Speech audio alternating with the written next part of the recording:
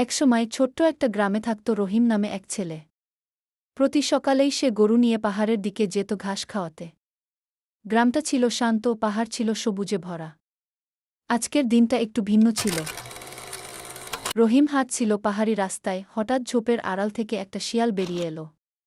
সে ভয় পেয়ে পেছনে হটতে লাগল। কিন্তু শিয়ালটা কিছু না করে একটুখানি তাকিয়ে আবার চলে গেল।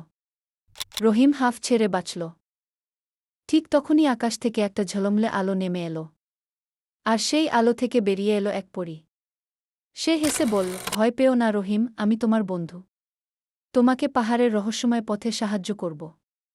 রহিম কিছুটা অবাক হলেও মাথা নাড়ল সম্মতিতে। পাহাড়ের গা বেয়ে চলতে চলতে একটা বড় পুরনো গাছের নিচে পৌঁছায় রহিম। সেখানে হঠাৎ বাতাস ঠান্ডা হয়ে যায়, আর কুয়াশার ভেতর থেকে একটা সাদা ছায়া নড়ে ওঠে। রহিম থমকে যায়। পরী বলে, ওটা আত্মার ছায়া, ভয় পেও না। সে কেবল পাহাড় পাহারা দেয়, ক্ষতি করে না। রহিম আর পরী আবার হাঁটতে শুরু করে। হঠাৎ জঙ্গলের ভেতর থেকে আসে এক বাঘের গর্জন। বাঘটি সামনে এসে দাঁড়ায়। রহিম কাঁপতে থাকে। ঠিক তখন গাছের ডাল থেকে লাফিয়ে পড়ে এক বানর। সে বাঘের দিকে পাথর ছুঁড়ে মারে আর বাঘ ভয় পেয়ে পালায়। পরী বলে, সবসময় শক্তি নয়, বুদ্ধিই বড় জাদু। এবার তারা পৌঁছায় এক ছোট নদীর পাড়ে। জল টলটলে, কিন্তু মাঝখানে ভেসে থাকে এক কুমির।